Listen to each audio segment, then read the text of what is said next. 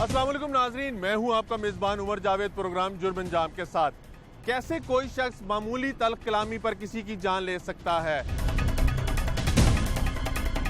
क्या अदम बर्दाश्त के बायस किसी की जान लेना इतना आसान हो चुका है? जिनके प्यारे बिछड़ जाते हैं उनके खानदानों पर क्या गुजरती है? पुलिस इन वाकयात को कैसे हल करने की कोशिश कर रही है? माहिर नफ्सियात इस बारे में क्या कहते हैं? इन तमाम सवालों के जवाब हासिल करेंगे आज के प्रोग्राम जुर्म अंजाम में।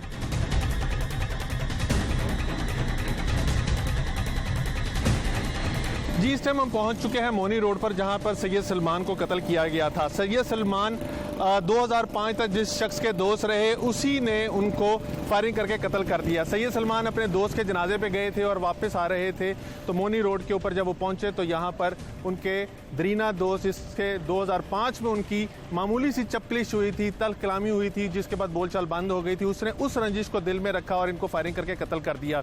अहले खाना सैयद सलमान के क्या कहते हैं वो जानने की कोशिश करते हैं।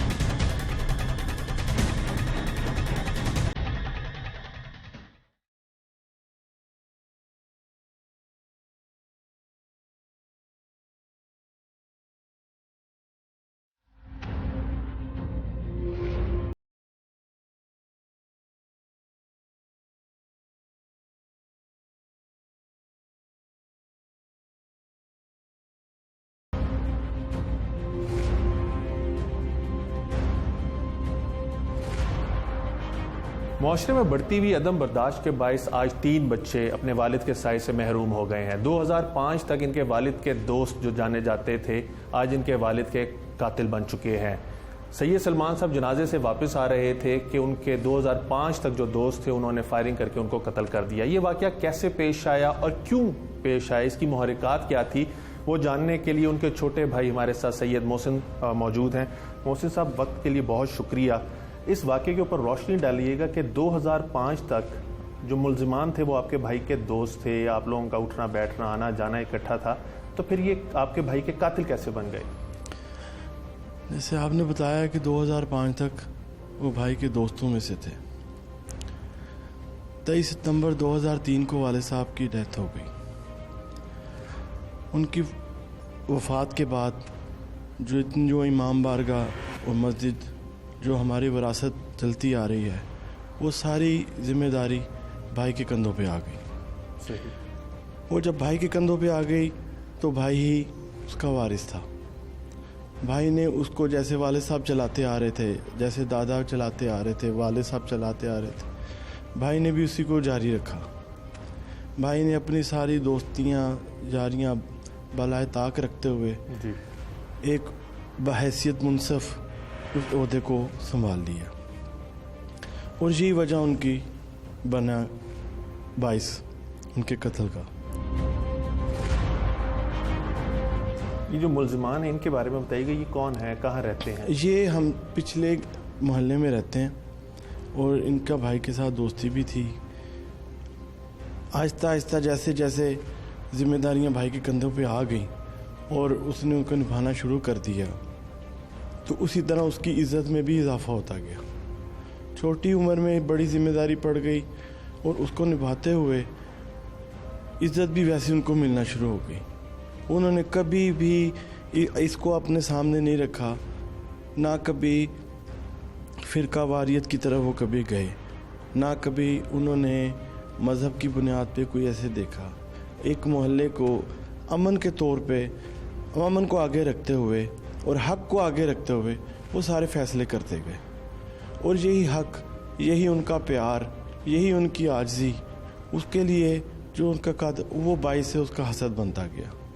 वक़्त गुज़रने के साथ साथ क्योंकि भाई सरकारी मुलाजमत भी करते थे जी, उन्होंने अपने दोनों ओहदों को बतरीके एहसन बखूबी अंजाम दिया।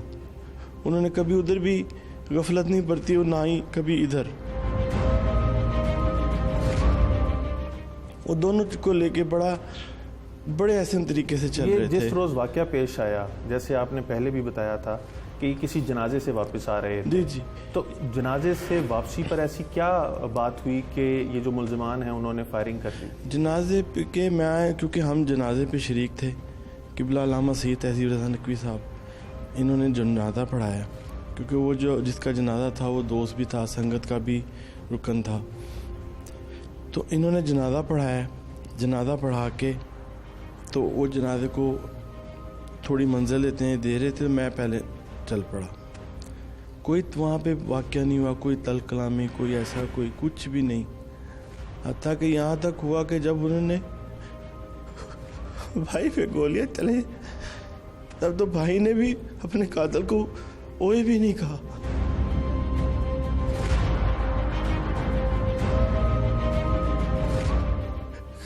लड़ाई झगड़ा तो बड़ी दूर की बात, उस वक्त भी उसको ओए तक नहीं कहा।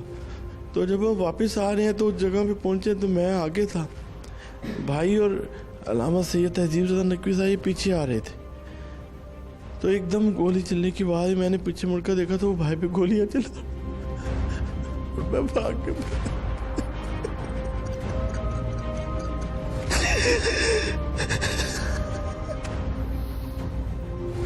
इलामा साहब आप फरमाइएगा, बहुत गहरा दुख है एक भाई के लिए कि जिन्होंने वालिद की तरह उनको परवरिश दी, उनके लिए काफ़ी गहरा दुख है। आप फरमाइएगा, आप ऐनी शाहिद भी हैं मुकदमे में, मुल्ज़िमान कौन कौन हैं, कितने लोगों के खिलाफ मुकदमा दर्ज हुआ था और आपने क्या देखा?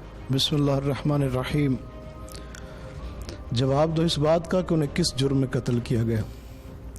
सैयद सलमान रज़ा नकवी शहीद बेगुनाह मारा गया। मैं शाहिद ऐनी हूँ कि जब हम जनाजे से वापस आ रहे थे और उस जगह पहुँचे, वक़ूए की जगह जो है, तो वहाँ से पीछे से उसने आकर ललकारा। किसने? मुल्ज़िमान जो कौन कौन है? अकेला था, उसका नाम सैयद आसिम रज़ा, वो जैदी सादात है, महल्ले में ही रहते हैं। उसने आकर पीछे से ललकारा। मुकदमा भी सिर्फ इन्हीं के खिलाफ दर्ज हुआ? सिर्फ इसी के नाम पे मुकदमा नामजद है, क्योंकि खुद आंखों से देखा है उसने जी। उसे देखा गया है। उसने आकर ललकारा और ललकारने के बाद उसने कोई दूसरी बात नहीं की और सीधा फायरिंग शुरू कर दी है। तो मेरी आंखों के सामने शहीद को 4 से 5 गोलियां जो हैं वो पेवस्त हो गई और वो इसी हालत में ज़मीन पे गिर पड़ा। तो मैं भी करीब गया तो उनके छोटे भाई सैयद मोहसिन रज़ा नकवी जो चंद कदमों के फासलों पर थे, आगे चल रहे थे, वो भी दौड़कर वापस आए और बस यही वाक़या हुआ। इसके अलावा उसके साथ कोई नहीं था उस वक्त वारदात के मौके पर। तो आप समझते हैं कि ये जो दोस्ती है, इसको दुश्मनी में क्या वजह बनी होगी तब्दील होने में? क्योंकि आप कह रहे थे कि आपका 26 साल पुराना। मैं 26 साल इस मस्जिद में ख़तीब हूँ, 26 साल से मैं देख रहा हूँ। उनके साथ एक अच्छा ताल्लुक़ था, मजहबी लिहाज से भी और वैसे भी। तो कशीदगियाँ हो जाती हैं, हो गई, लेकिन वो एक 15 साल का अरसा है, वो ख़त्म हो गई। तो उस 15 साल के अरसे में मैंने यहाँ नहीं सुना कि उनके साथ तलख कलामी भी हुई हो। आपको लगता है कि मुल्जिम ने 15 साल पुरानी वो जो रंजिश है वो दिल में रखी और जैसी मौका मिला हो तो फायरिंग करके कत्ल कर दिया? मैं भी यहाँ पर सिर्फ यही कहूँगा कि सैयद सलमान रज़ा नकवी एक आला इंसान था। कम सिनी के आलम में जो उसके कंधे पे जिम्मेदारी पड़ी और उसने बाखूबी निभाई। आप बताइएगा कि आप मुद्दई भी हैं मुकदमे के, पुलिस ने मुल्जिमान को गिरफ्तार कर लिया है और आपको लगता है कि आपको इंसाफ मिल पाएगा? जी, अभी तक बहुत ताउन कर रहे हैं पुलिस वाले हमारे साथ। उन्होंने बहुत ज़्यादा हमारे साथ ताउन किया है और अभी वो उसे कोशिश कर रहे हैं उसे पकड़ने की, और जैसे वो कोशिश कर रहे हैं मुझे पूरी उम्मीद है कि वो जल्द जो है वो गिरफ्तार होगा। कम उम्री में आपके भाई के बच्चों को यतीम कर दिया गया, आप हुकूमत से क्या अपील करेंगे? जी, मैं वज़ीर आला पंजाब उस्मान बुज़दार साहब से और वज़ीर आज़म पाकिस्तान इमरान खान साहब से दस्त बदस्ता इल्तमास करता हूँ कि मेरे भाई के कातिलों को जल्द अज जल्द गिरफ्तार करके कैफरे के धार तक पहुँचाया जाए। उनसे दरख्वास्त करता हूँ कि जिस जुल्म हम पे उसने किया उसको कानून के मुताबिक फिलफौर सजा दी जाए। सैयद सलमान साहब के 3 बच्चे हैं जो इंतहाई छोटी उम्र के हैं, वो भी हमारे साथ मौजूद हैं। उनके सबसे बड़े बेटे जो हैं उनसे बात करने की कोशिश करते हैं। बेटा, आप बताइएगा कि वालिद साहब आपके कैसे थे? स्कूल आपको छोड़ के जाते थे, क्या कैसे थे आपके वालिद साहब? बिस्मिल्लाहिर्रहमानिर्रहीम। मेरे वालिद साहब की मैं जितनी तारीफ़ करूँ कम है। मेरे वालिद साहब जैसा प्यार करने वाला वालिद हम लोगों को इतना प्यार कोई नहीं दे सकता। मैं बस यही हुकूमत से कहना चाहता हूँ कि मेरे बाबा के कातलों को जल्द से जल्द गिरफ्तार करे।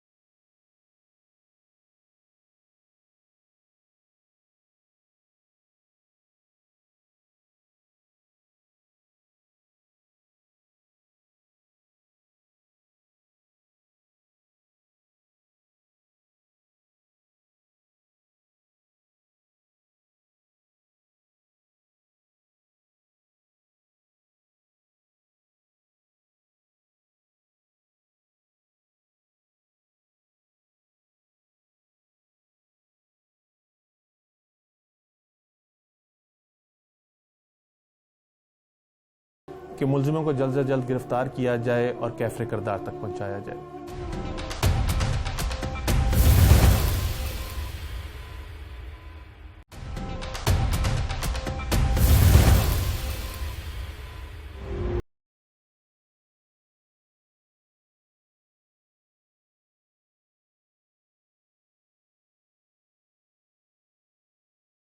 अदम बर्दाश्त का दूसरा वाकया भी थाना शफीकाबाद की ही हदूद में रावी रोड पर पेश आया, जहां पे 19 साल अनीस को मोहल्लेदारों ने एक बल्ले को वजह नात बनाकर कत्ल कर दिया। उसके अहले खाना मुलजिमों के बारे में क्या कहते हैं और पुलिस का रवैया उनके साथ कैसा रहा, ये जानने की कोशिश करते हैं।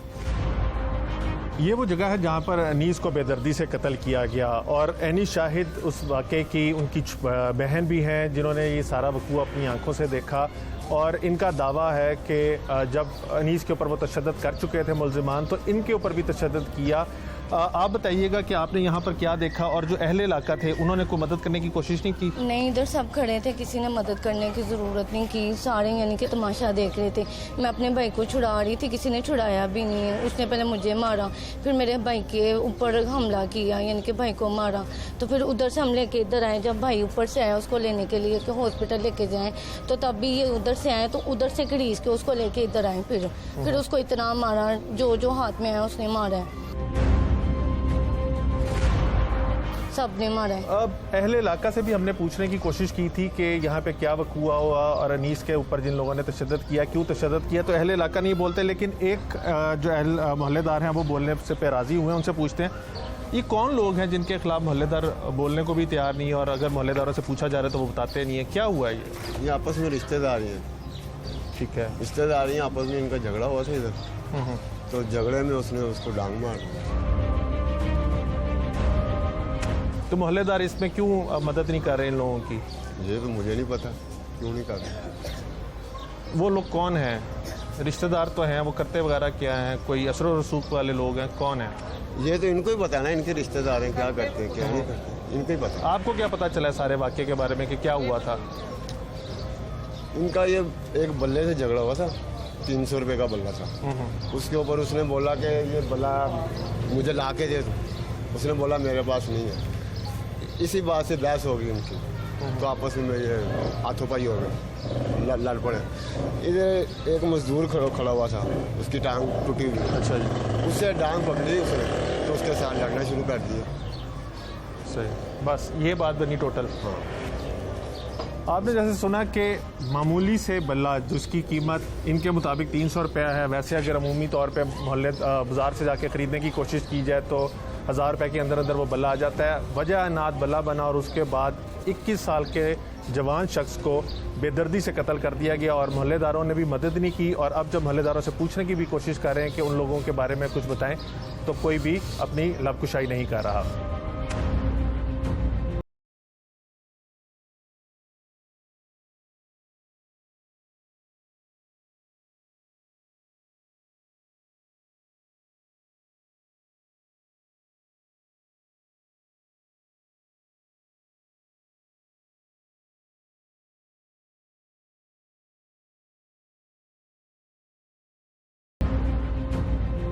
मुआशरे में बढ़ते हुए अदम बर्दाश्त का दूसरा वाक़या भी थाना शफीकाबाद की हदूद में ही पेश आया, जहां पे रावी रोड पर अनीस को उसके मोहल्लेदारों ने कत्ल कर दिया, और वजह बनी इस कत्ल की बल्ला यानी क्रिकेट खेलने वाला बैट।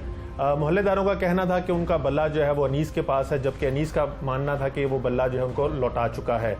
इस सारे वाक़े की अनीस शाहिद और मुकदमे की मुदैया उसकी बड़ी बहन जो है वो हमारे साथ मौजूद है। आप बताइएगा कि आपके भाई को जैसे आपने मुकदमे में दर्ज करवाया कि मोहल्लेदारों ने कत्ल कर दिया, क्या वजह बनी कत्ल की? जी वो बैट की वजह थी, ठीक है, वो बैट का मसला था। तो जो काशी है ना वो आकर मेरे भाई को कहता है कि जो बैट है ना वो वापस कर दो। तो उसने कहा मेरे पास बैट नहीं है। तो साथ में एक लड़का था खुरम, वो भी उनके साथ मैच खेलता था, उसे भी बोला कि बैट जो है ना वो वापस कर दो। तो वो वापस नहीं था, उसके पास है ही नहीं था। उसने कहा हमारे पास बैट नहीं है। तो जो काशी है ना वो मेरे भाई को गालियाँ देने लगा, उसके साथ उसने झगड़ा किया। तो उसके बाद जो तनवीर और हसनैन और शानू, ये तीनों जो है ना बाद में आकर ना मेरे भाई के साथ जो है ना झगड़ा काफ़ी ज़्यादा करने लगे, उसे मारा है जिस तरह से भी ये मार सके उन्होंने मारा है। तो जो डंडा है वो काशिफ ने पकड़ा, हसनैन ने उसके, शानू ने उसके बाजू पकड़े, और तनवीर ने जो है ना उसको ऐसे करके ना कमर से पकड़ा। अच्छा। और डंडा जो काशी ने उसके सर पे मार दिया, और एक लोहे का राड भी था वो हसनैन ने मारा है। तो वो जो है ना मौका वारदात पे उन्होंने मौजूद नहीं रखा। एक बल्ले की कीमत जो है वो 800,000 रुपया होती है, तो सिर्फ 800,000 रुपए के बल्ले के पीछे आपके भाई को कत्ल कर दिया, या कोई और भी वजह थी? इससे पहले भी कभी कोई लड़ाई हुई हो? वो मुझे कुछ बता नहीं रहे। मैंने सबसे पूछा है कि इनका उससे पहले भी कोई झगड़ा हुआ है या कोई बात है, वो भी मुझे कोई भी किसी किस्म की बात नहीं बता रही।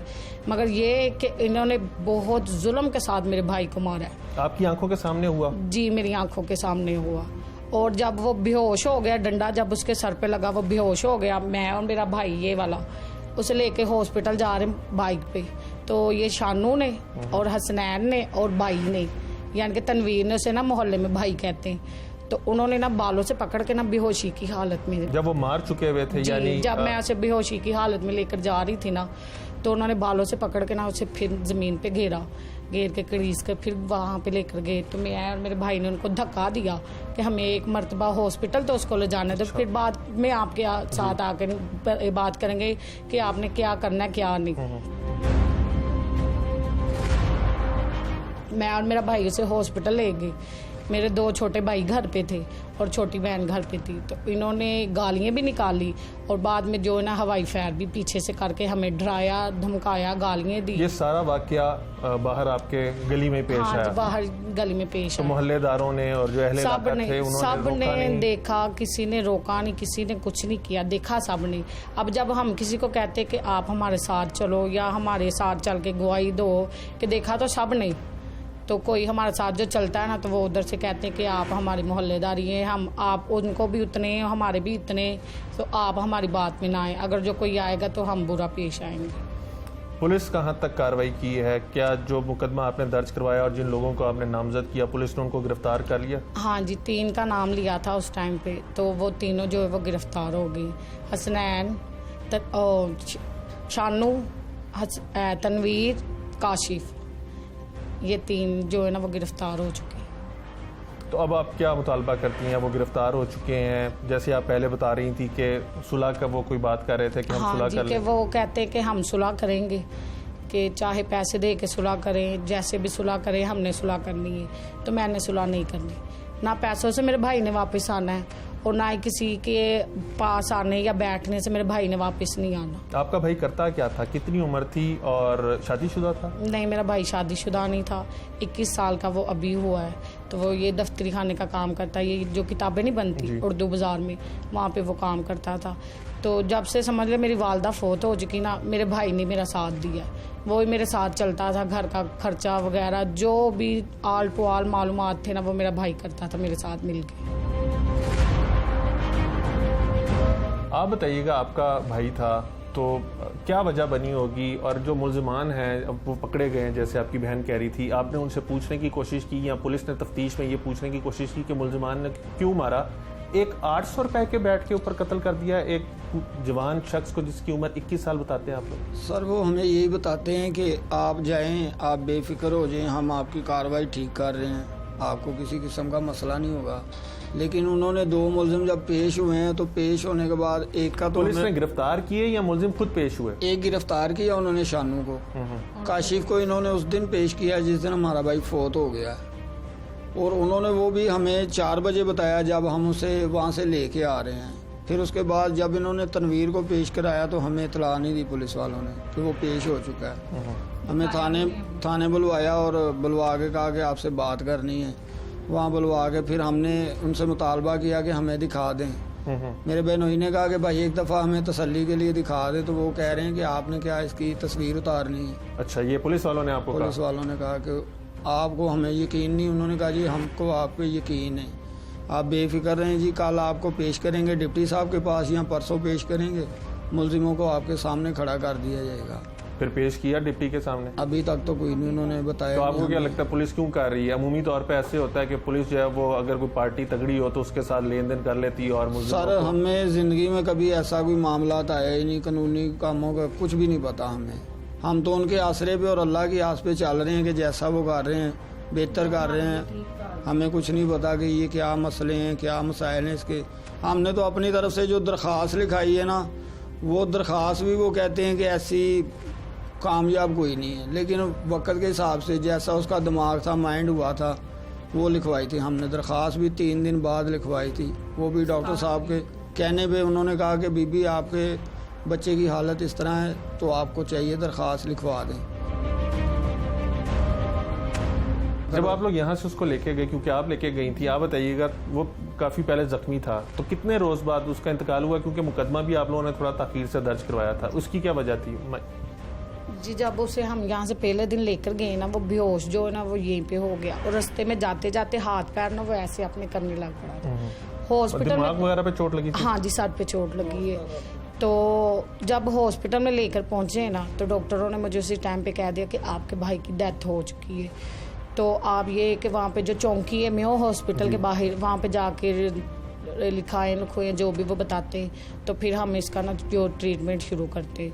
वो जब ये सारी कार्रवाई करवा कर मैं पास में आई ना, क्योंकि मेरा भाई भी साथ में था, और उसकी हालत ऐसी थी कि फिल वक्त हमें ये भी नहीं समझ आ रही कि हम 15 पे कॉल करें या कुछ करें, कंडीशन ऐसी थी। तो जब हम वहाँ पे लेकर गए ना, उन्होंने शाम को 6 बजे 4 बजे हम उसे हॉस्पिटल लेकर गए।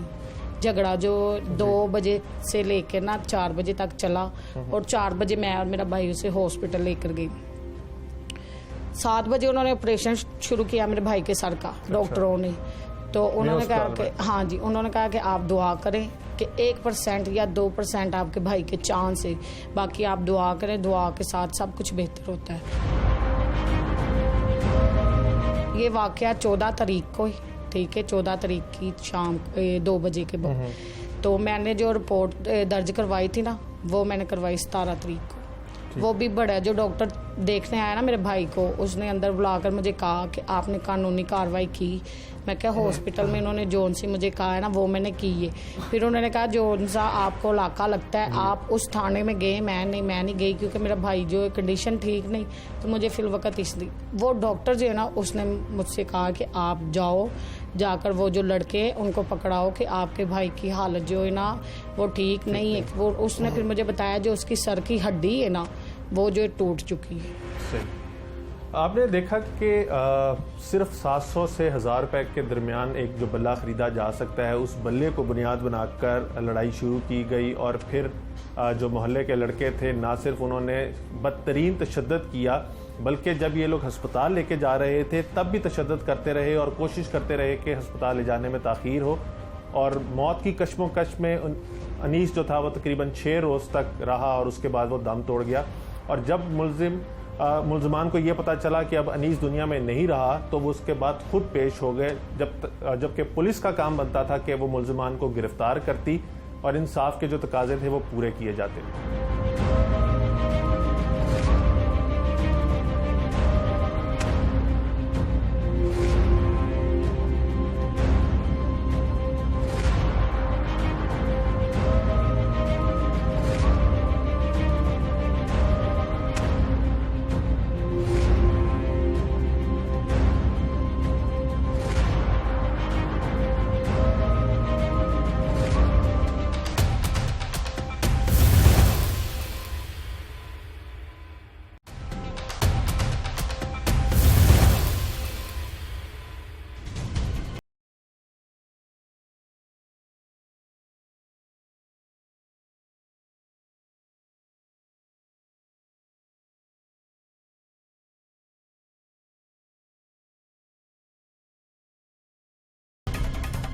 शफीकाबाद के इलाके में अदम बर्दाश्त को बुनियाद बनाकर 2 अफराद को कत्ल किया गया। दोनों मुख्तलिफ वाक़यात के अंदर पुलिस तफ्तीश कहाँ तक पहुँची है, उसके लिए इंचार्ज इन्वेस्टिगेशन हमारे साथ मौजूद हैं। निसार अहमद साहब, शुक्रिया।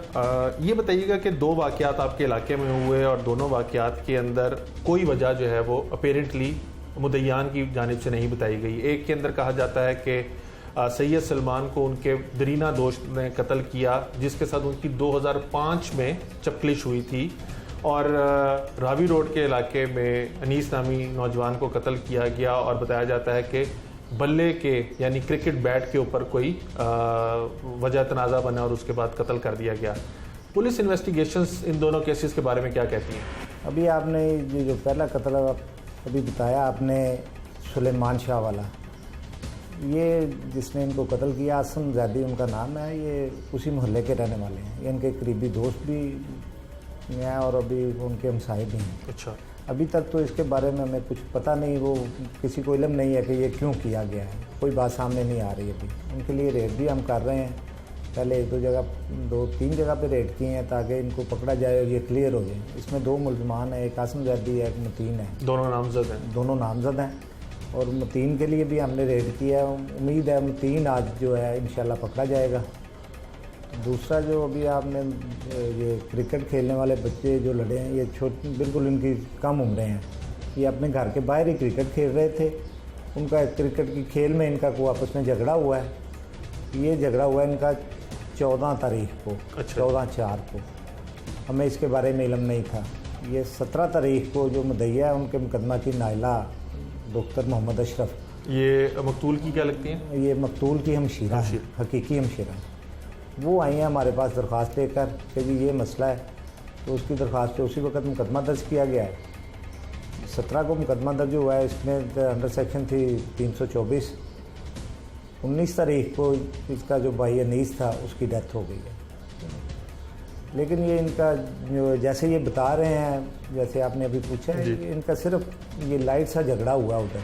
बड़ी हैरानगी की बात है कि दोनों वाक़यात के अंदर मुद्दईयान जो हैं उन्होंने कोई वजह नहीं बताई। यानी सैयद सलमान वाले वाक़े में भी वो कहते हैं कि वो जनाजा पढ़ के आ रहे थे, पीछे से बंदा आया, ललकारा, फायरिंग कर दी। इस केस में भी जो मुद्दईयां हैं, मकतूल की बहन, वो कहती हैं कि क्रिकेट खेल रहे थे, क्रिकेट खेलने के ऊपर बैट की तनाज़ा बना और उसके ऊपर कत्ल कर दिया। तो आपका इतना वसी तजुर्बा है, आप क्या समझते हैं कि जैसे मुद्दईयान ने मुकदमा दर्ज करवाया है और जो हालात और वाक़या बताया है, ऐसा ही लगता है?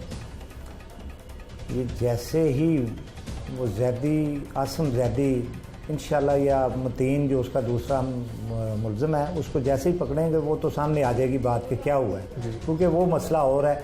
ये बच्चे आपस में झगड़ा किया, इन्होंने कहा ये बैट हमारे बच्चे के सर पे मारा है। जैसे इसकी वो हमने पोस्टमार्टम करवाया है, इसकी वो देंगे फाइनल रिपोर्ट, जैसे उसकी रिपोर्ट हमें मिलती है उसमें काज ऑफ डेथ जो है वो सामने आ जाएगी कि ये क्या हुआ है। मुद्दईया का ये भी कहना है कि एक मुलजिम जो है वो आप लोगों के पास पेश हो गया था, तो उससे कोई जब तफ्तीश की गई तो उसने कोई बात बताने की कोशिश नहीं की, या आप लोगों ने पूछा? मुलजिम हमारे पास पेश हुआ है, उसने भी यही बताया कि उधर क्रिकेट खेलते हुए इसको गेंद लगा है, नफीस को जो मकतूल है उसको गेंद लगा है, मैं बॉलिंग करवा रहा था, उसको गेंद लगा है, इसी वजह से झगड़ा हुआ है। झगड़े के 1 या 2 मिनट में ही ये सामने इनके घर है, अनीस को उसकी हमशीरा साथ ले गई है और काशिफ को उसका भाई उधर से हटा के अपने घर ले गया। ये क्या वजह है कि मोहल्लेदारों से जब पूछने की कोशिश की है अनीस के कत्ल के ऊपर, तो मोहल्लेदार चुप साधे हुए हैं और वो इस बारे में कुछ नहीं बताते? मोहल्लेदार हमने भी उनसे मुतअद्दिद बार पूछा है, लेकिन वो भी हमारे साथ भी उनकी अभी ज़ुबान नहीं खुली। वो सिर्फ यही उनको है कि ये 2 आपस में अजीज़ है, रिश्तेदार है, ये मामू भांजा है। ये जो हमारे पास बंदा हिरासत में है वो उसका मामू है, मकतूल का। अच्छा, सगा मामू है। तो ये अभी वो इस बारे में मोहल्लेदार वो पार्टी नहीं बनना चाह रहे, वो यही कहते हैं कि हम बस ये झगड़े ही हैं, बस बच्चे इधर ऐसे झगड़ा हुआ है, वो कोई खुली बात हमें बता नहीं रहे। लेकिन हम कोशिश कर रहे हैं इंशाल्लाह 1-2 दिन में इसको बिल्कुल क्लियर करते हैं। ये क्यों, हमें पता तो चलना चाहिए, ये सामने आनी चाहिए बात कि ये क्या वजह बनी कि इन्होंने ये मुकदमा दर्ज करवाया। पहले 4 दिन करवाया नहीं है, फिर 4 दिन बाद करवाया, क्यों? ठीक। जैसे आपने इंचार्ज इन्वेस्टिगेशन की बात सुनी कि दोनों वाक़यात के अंदर अभी तक पुलिस को भी ऐसी कोई वजह सामने नहीं आई जिसके ऊपर कत्ल कर दिया जाए। पहले वाक़े के ऊपर भी जो मकतूल है वो सड़क के ऊपर जनाजा पढ़ के जा रहे थे, पीछे से मुलजिम ने आके फायरिंग की और कत्ल कर दिया, जबकि दूसरे वाक़े में भी क्रिकेट वजह बताई जाती है। तो दोनों वाक़यात के अंदर ना तो कोई दुश्मनी है, ना कोई बड़ी लड़ाई है और ना ही कोई अदावत है जिसके ऊपर कत्ल करते। लेकिन अपेरेंटली लगता है यही है कि दिल में रंजिश रखी या अदम बर्दाश्त जो है वो शाफसाना बना है इन दोनों कत्ल की वारदातों के पीछे।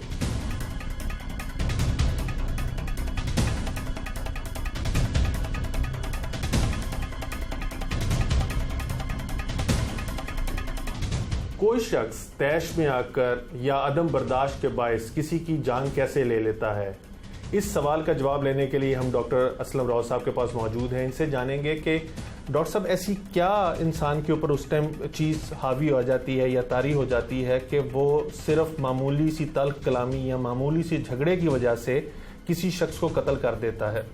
अच्छा, इसमें बहुत सी किताबें लिखी गई हैं, जो खासकर पिछले दिनों में एक बहुत बड़ी किताब आई है, उसके अंदर जॉन मैकेन ने ये बात कही है कि जब इंसान का जो है वो टॉलरेंस जो है, तो उसका सब्र जो है, जब वो उस तरह से नहीं रहता है जिस तरह से होता है, तो फिर वो क्या करता है, इंसान के उस वक्त या ज़हनी तौर पे या ब्लैंक हो जाता है या वो ब्लैक हो जाता है। जब होता है तो उसके बाद वो जो उसकी अपनी ज़ात होती है, जिसने फैसला करना होता है, वो फैसला नहीं कर पाता, जिसकी वजह से प्रॉब्लम ये आती है कि वो दूसरे आदमी को मारने के लिए तैयार हो जाता है। दूसरी बात जो मैंने अहम देखी है वो ये है कि हमें ये चीज़ें सिखाई भी नहीं गई मुआशरे के अंदर। जो बाप ने सिखानी थी, माँ ने सिखानी थी, जो पूरे मुआशरे ने हमें सिखानी थी, वो चीज़ें हमें सिखाई नहीं। जिससे हो क्या गया है, क्योंकि आप देखें तो दुनिया की जितनी भी मखलूक़ात अल्लाह ताला ने 7.8 मिलियन बनाई हैं, वो सारी की सारी बनी बनाई मखलूक़ात आती हैं, इंसान बना हुआ नहीं आता, उसको सिखाना पड़ता है, और मुआशरे के अंदर कुछ सिखाने के लिए हमें तैयार ही नहीं है। डॉक्टर साहब, अगर इन पर्टिकुलर 2 केसेस की बात की जाए तो पहले केस के अंदर आज जब हमने उनके वर्सा से बात की तो उनका कहना था 2005 में एक चपलिश हुई थी, जिसके बाद दोनों दोस्तों ने मिलना बंद कर दिया, और गुज़िश्ता हफ्ते उस दोस्त से जिससे मिलना बंद किया था उसने सैयद सलमान को सरे बाजार फायरिंग करके कत्ल कर दिया। और जो दूसरा वाकया था उसके अंदर नौजवान क्रिकेट खेल रहे थे, एक ने कहा कि मेरा बल्ला तुम्हारे पास है तो मेरा बल्ला लौटा दो, उसने बल्ला ना लौटाया, उसके ऊपर लड़ाई हुई और बात कत्ल तक पहुंच गई। इन दोनों केसेस के अंदर अगर देखा जाए तो स्पर ऑफ द मोमेंट नहीं है, यानी एक में 15 साल का गैप आ रहा है और एक के अंदर लड़ाई खत्म हो गई है और दोबारा से शुरू हो रही है बल्ले के घूमने पर। तो इतनी मामूली सी बात पे कत्ल करना क्या किस माइंडसेट को उजागर करता है? हम कभी भी किसी भी काम के लिए, खासकर जो साइकोसोमेटिकल चीज़ें होती हैं, जो साइकोन्यूरोसिस होती हैं, हम उसके लिए कभी किसी साइकोलॉजिस्ट को जाके कंसल्ट करते ही नहीं है। तो इससे मुराद ये हुआ कि जो इंसान है बुनियादी तौर पे वो, क्योंकि इंसान जिस्म नहीं है निरा, उसके पास रूह भी है और उसके पास जो है उसका माइंड भी है। हमारे अंदर ना एक बहुत बड़ा अदारा था, वो था मस्जिद का अदारा, जहाँ पे बच्चे कुरान मजीद फुरकान हमीद पढ़ने के लिए जाते थे और वहाँ पे जो मौलाना हजरात होते थे, जो आलिम होता था, वो उनको टॉलरेंस सिखाता था और दूसरा कुरान मजीद फुरकान हमीद की तालीम देता था। वो भी हमारे साथ अब नहीं। अब देखें आप लोग हम अपने बच्चों को कुरान घर पे पढ़ाते हैं, हम कभी भी मस्जिद में मौलाना साहब के पास नहीं भेजते, जबकि एक बहुत अच्छा अदारा मस्जिद का हमारे पास मौजूद था, जो कि मेरे ख्याल में इस वक्त जो है ना वो उस तरह से नहीं रहा जिस तरह से होना चाहिए था।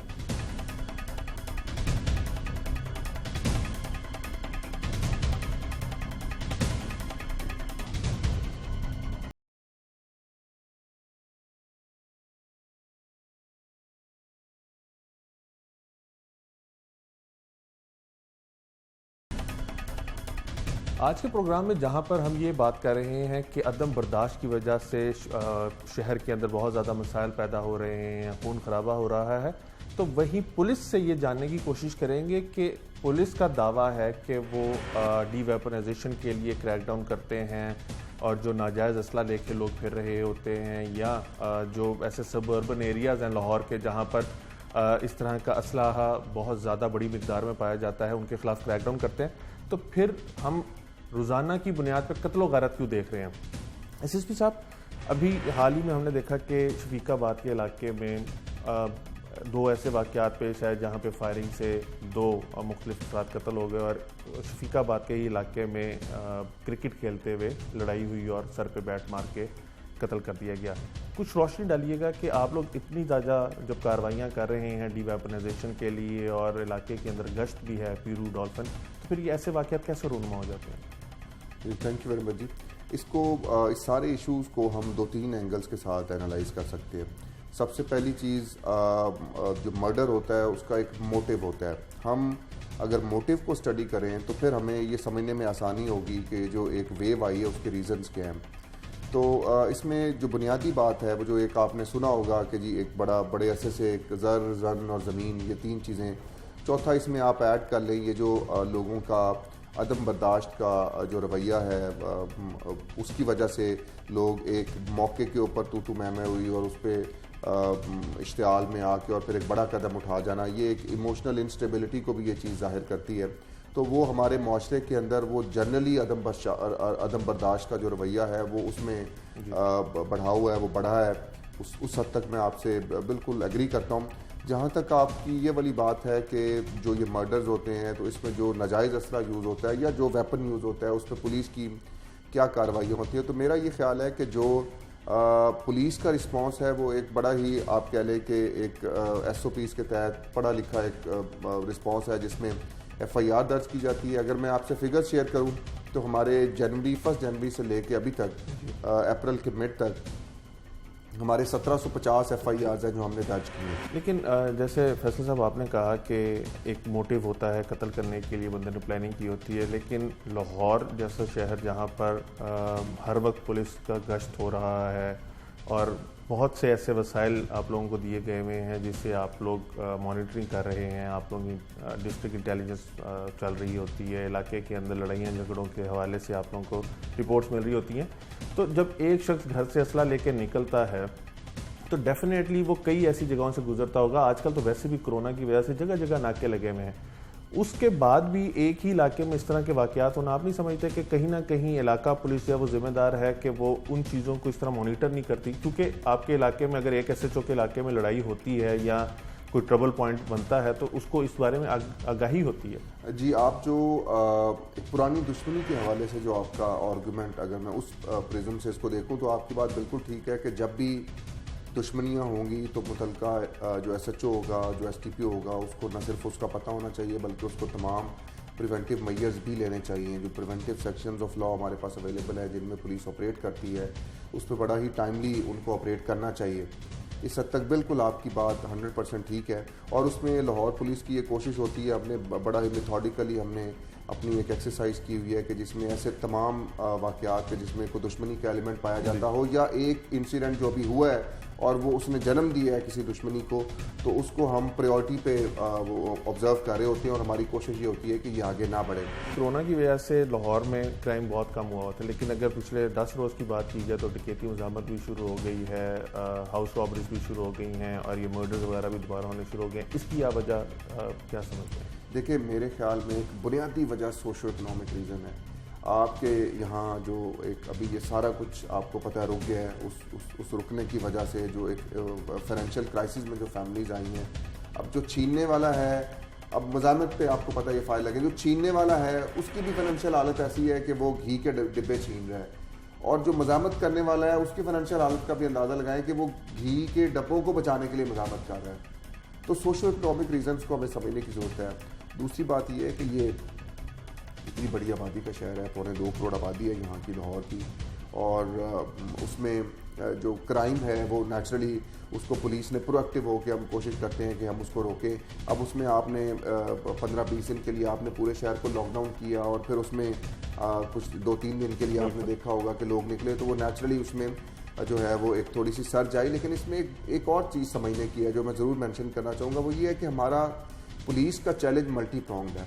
हम कोरोना के महाज पर भी लड़ रहे हैं, हमने वो एरियाज़ भी सील किए हुए जहाँ कोरोना के केसेस हैं, हमने क्वारंटीन सेंटर्स को भी सील किया हुआ है, वहाँ भी हमारी डिप्लॉयमेंट है, हमने हॉस्पिटल्स को भी सिक्योर किया हुआ है।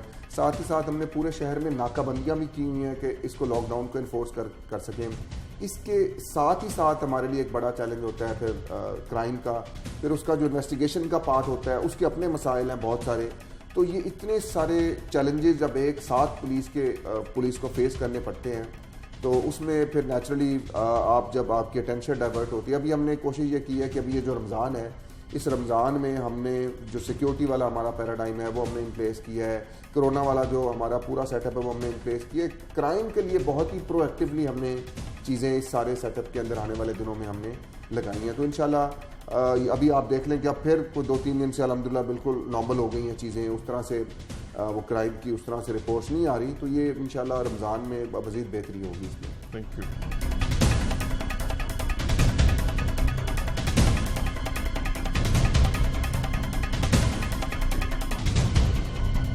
सैयद सलमान और अनीस के कत्ल जैसे वाक़यात मुआशरे में आए रोज़ जन्म ले रहे हैं और इनके पीछे मामूली तलकलामी और अदम बर्दाश्त वजूहात हैं। हमारे नफ्सियात के मुताबिक तालीम और शऊर से ऐसे वाक़यात की रोकथाम मुमकिन है। जुर्म अंजाम की टीम और अपने मेज़बान उमर जावेद को इजाज़त दीजिए। अल्लाह निगहबान।